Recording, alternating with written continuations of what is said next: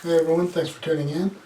So this weekend I went out in the backyard and I did a couple of field testings of several airsoft pistols and one little special. Had one issue, something kind of happened with another gun, so that's why it's not out here today.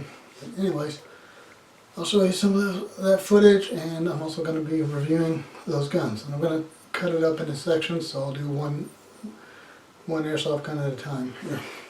Alright, the first one, I'm going to step off with one of my favorite ones. This is the gun I've had for several years, and I've carried it for several events and games that I've played. It's none other than the Maruzen P99 gas blowback.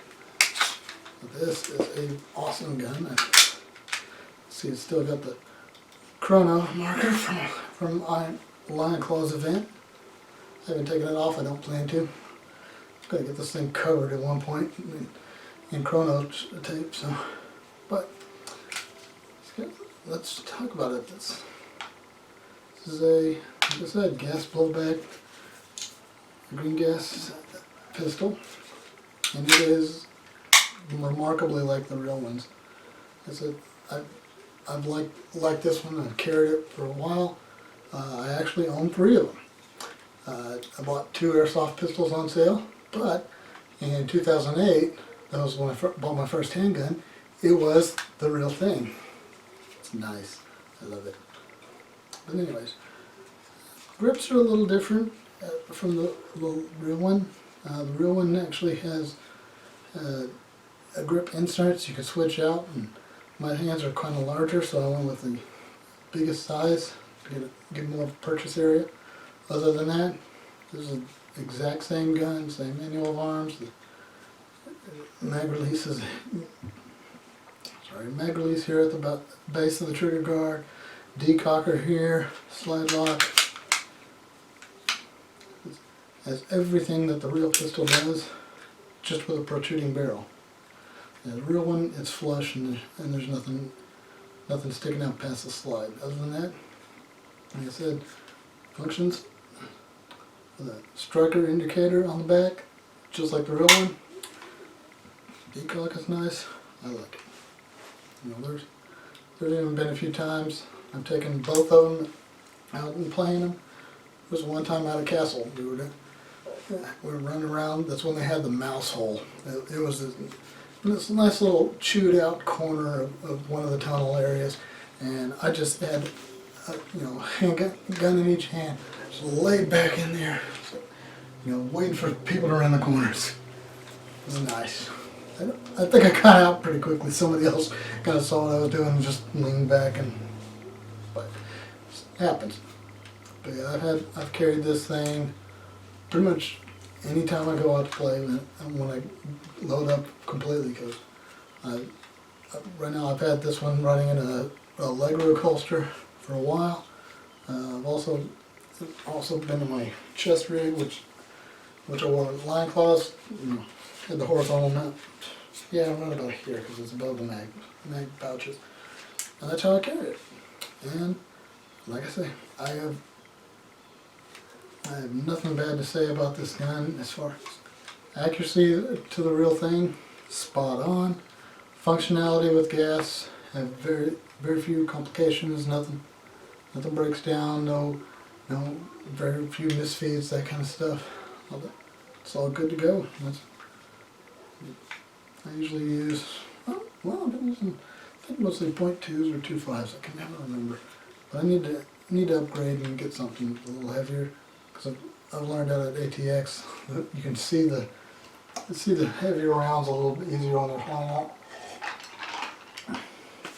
Just tee, officer, I swear. Anyways, like I said, I love these guns. They do have the older, proprietary-ish Weaver type mounts, so you're gonna have to do some hunting if you want to mount anything to it. It's not like the traditional or the Picatinny style rails that we see on everything else, and you'll see on a bunch of the other ones. But as is, you're looking at a good great sidearm for for whatever you want to run with it, that you just want to hang on a holster and look good. It looks good. It's very nice. You know, and it, you know, as far as iconography, you know, shoot, James Bond's carried a P99 since Tomorrow Never Dies. We saw it in the hands of Yuri on Call of Duty Modern Warfare 3. You know, the no Russian flashback when he's bloodied and wounded, picks up a police sidearm, tries to stop Makarov. Is carrying a suppressed version in the next mission. So it has some fame to it. So you have different versions of it. You have some, you know, simple springers. I've seen a buddy of mine had the CO2 version. It's a little different. I think the magazine and the CO2 fed in differently or separately. And it's just a slender stick mag. But these are just like the real things. I was noticing this the other day. They are a lot cruder. I'll probably grab one here and later and take a photo of it. But the magazines look a little well, not unfinished, but they're just like plain and simple steel. Well, whereas the real mags, they have a sheen to them, and I think it's probably just because the type of materials used. But anyways, it just kind of makes the real mags stand out a little better. You know, you can tell the differences. You know, real ones have the follower up top, and they don't have the feed claw for BBs. But other than that, and gas fill valve is actually at pretty much the same spot as the mag catch knob on the bottom of the mags. Walther logos on the mags, on the base of the gun. You have made in Japan on the frame, but still the warning in Germany, which is German. I mean, which is nice because these are German guns. Something you don't really see on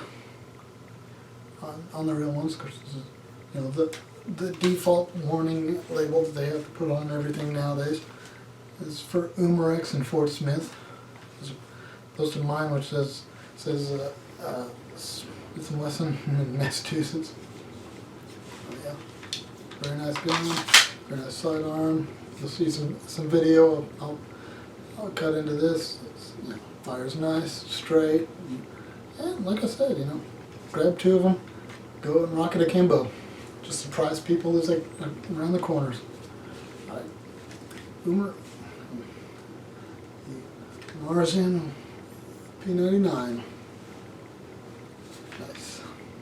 Thanks for watching.